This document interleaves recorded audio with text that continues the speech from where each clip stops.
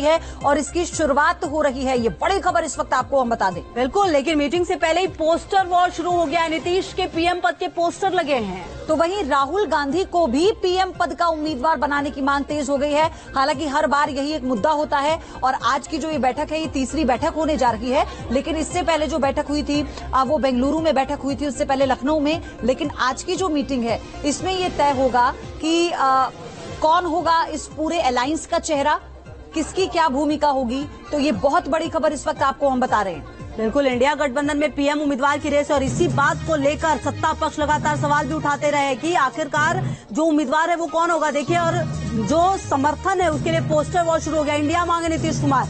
देखिए, जो नीतीश कुमार के समर्थक उनकी तरफ से ये पोस्टर लगे।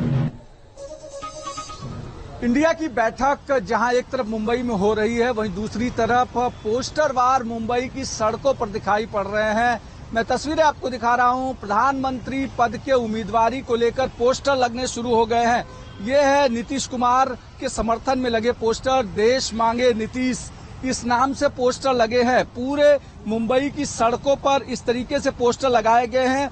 विधायक कपिल पाटिल जो महाराष्ट्र से आते हैं, राष्ट्रीय महासचिव हैं जदयू के, उन्होंने पोस्टर लगाए हैं कि जननायक नीतीश कुमार हैं और ऐसे में देश नीतीश कुमार को चाहता है। यानी जो इंडिया की बैठक हो रही है उसमें पहले से ही लगातार बीजेपी कह रही है कि प्रधानमंत्री पद का उम्मीदवार कौन होगा, इसको लेकर फैसला नहीं हो पा रहा है। उसी एक कड़ी में आगे बढ़ते हुए नीतीश कुमार के समर्थन में यहां पर पोस्टर लगने शुरू हो गए हैं। जबकि संयोजक नहीं बनाए जाने के पीछे सबसे बड़ी वजह इस समय ये चल रही है कि इंडिया के भीतर प्रधानमंत्री पद के उम्मीदवार को लेकर खींचतान मची है, क्योंकि प्रधानमंत्री पद का उम्मीदवार कौन होगा इसको लेकर अभी फैसला नहीं हो पा रहा है।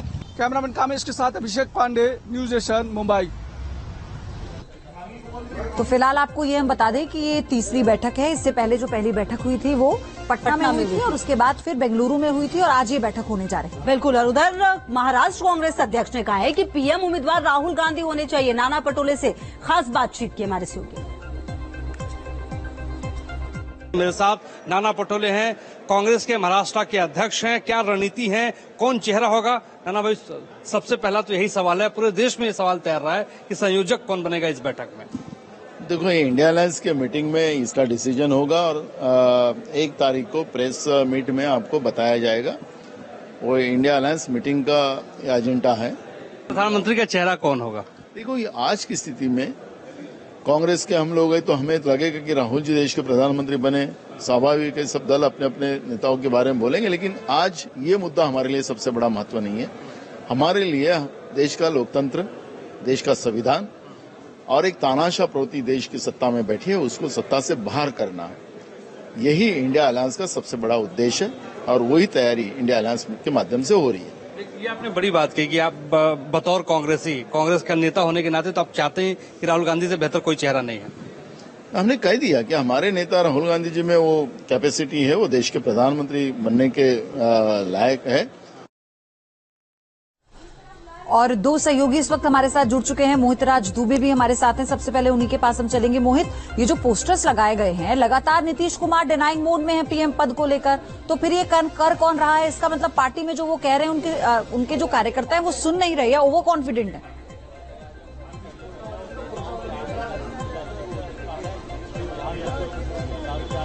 देखिए, बिल्कुल जिस तरीके से पोस्टरबाजी हो रही है और लगातार भारतीय जनता पार्टी यही कह रही है कि आखिर इस गठबंधन में कितने पीएम के उम्मीदवार हैं। नीतीश कुमार को लेके अलग बात आ रही है, अरविंद केजरीवाल को लेके उनके नेता अलग बात कर रहे हैं, लेकिन राहुल गांधी को लेके भी जो है जिस तरीके से नाना पटोले ने कहा है कि उनसे बेहतर कोई प्रधानमंत्री हो नहीं सकता, क्योंकि वो कांग्रेस के बड़े नेता है। और इसके अलावा ये भी वो कहते चले गए कि लोकतंत्र बचाना उनकी असली प्राथमिकता है और लोकतंत्र बचाने के मद्देनजर ही यहाँ पर बैठक का आयोजन किया गया है। और आपको बता दें कि आज 28 सियासी दल यहाँ पे आएंगे और मेरे साथ देखिए यहाँ पे राजा मौजूद है। सर, किस इस डोंट पुश मी।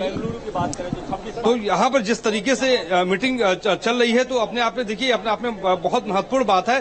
तमाम जो नेता हैं उनका आना यहाँ पर शुरू हो चुका है, लेकिन जिस तरीके से आज की ये बैठक हो रही है, जिस तरीके से आज की बैठक का आयोजन यहाँ पे किया जाना है वो बहुत अपने आप में महत्वपूर्ण है। लेकिन आज ये कहा जा रहा है कि कन्वीनर जो है, एक जो चेहरा है वो सामने आ जाएगा कि कौन होगा। इसके अलावा लोगो भी लॉन्च किया जाएगा, लेकिन सबकी नजर इस बात को लेकर होगी कि ममता बनर्जी शरद पवार का आखिर रुख क्या होता है, क्योंकि शरद पवार जिस तरीके से सियासी संकट से दो चार हो रहे हैं, क्योंकि उनके भतीजे अजीत पवार उनसे अलग हो चुके हैं। बिल्कुल, समस्या काफी सारी है और आज की मीटिंग में बहुत सारी चीजें क्लियर हो जाएगी। मोहित आप रहिए हमारे साथ, अभिषेक भी लगातार हमारे साथ है। अभिषेक देखिए, जिस पोस्टर को लेकर सवाल उठ रहे वो ये कि आप तीसरी मीटिंग के लिए आ गए और अब पोस्टर वॉर जगह जगह पर नजर आ रहा है। कहीं राहुल गांधी के समर्थन में, कहीं पर आवाज नीतीश कुमार के लिए उठ रही है। ऐसे में इस मीटिंग का क्या कुछ होगा ये बेहद महत्वपूर्ण है देखना। बिल्कुल, कहीं न कहीं अब लगता है लोगों को धीरे धीरे जब ये आगे बढ़ रहा है तो ऐसे में लोगों को दावेदारी पेश करना चाहिए और इसीलिए उनके समर्थक इस तरीके के पोस्टर लगा रहे हैं। नीतीश कुमार के समर्थन में ये देखिए इस तरीके का पोस्टर लगा हुआ। कपिल पाटिल जो राष्ट्रीय महासचिव हैं, वो कोई लोकल व्यक्ति नहीं है, राष्ट्रीय महासचिव हैं, उन्होंने ये पोस्टर लगाए हैं कि देश मांगे नीतीश। और ये उस समय में लगा हुआ है जब यहाँ पर कोऑर्डिनेशन को लेकर के वो फैसला होना है। अभी मेरे पास जो एक्सक्लूसिव जानकारी आई है प्रपोज्ड एजेंडे की, जो आज और कल की मीटिंग में तय होगा, वो प्रपोज्ड एजेंडा है सजेशन एंड फाइनलाइजेशन ऑफ लोगो, यानी लोगो की लॉन्चिंग होगी। दूसरा स्ट्रक्चरिंग होगा इंडिया का, यानी अब आज फॉर्मलाइजेशन होगा। इसके पहले तक सब ऐसे ही बैठ रहे थे, लेकिन आज फॉर्मल तरीके से 2 दिनों के भीतर ये होगा। इसमें कोऑर्डिनेशन कमेटी बनाई जाएगी। जो न्यूज नेशन ने पहले कहा था कि एक व्यक्ति नहीं होगा, कोऑर्डिनेशन कमेटी बनेगी, वो प्रपोज एजेंडे में आ गया है कि कोऑर्डिनेशन कमेटी बनाई जाएगी। और दूसरा हुआ है सेक्रेटरिएट और इलेक्शन मैनेजमेंट को लेकर एक कमेटी बनाई जाएगी। तीसरा एक रिसर्च विंग बनाया जाएगा जो कि एक दूसरे के तमाम सारी चीजों को रिसर्च करेंगे। चौथा होगा इंडिया के लिए अलग से एक स्पोक्स पर्सन की टीम गठित की जाएगी, वो 5 से 10 लोगों की होगी। पांचवा ठीक है अभिषेक, आपसे और जानकारी हम लेते रहेंगे। हालांकि जो चीजें निर्धारित की जा चुकी हैं, क्या वाकई आज उन पर मंथन होने के बाद मोहर लग जाएगी, ये भी देखना होगा। बिल्कुल, और देखिए उधर बिहार के डिप्टी सीएम तेजस्वी यादव ने कहा है कि हमारा गठबंधन मजबूत है, आगे क्या एजेंडा होगा मिलकर बैठकर तय करेंगे। जो प्रक्रिया है वो सब लोग जानते हैं कि किस प्रकार से जो है प्रधानमंत्री को चुना जाता है और किस हिसाब से चुन करके आते हैं। जो एमपी होंगे, जो बनेंगे, वो जो है अपना नेता जो है वो चुनाएगा। तो वो तो बात की बात है, लेकिन जो भी होगा मोदी जी से ईमानदार होगा, सच्चा होगा और जनता के प्रति वफादार होगा।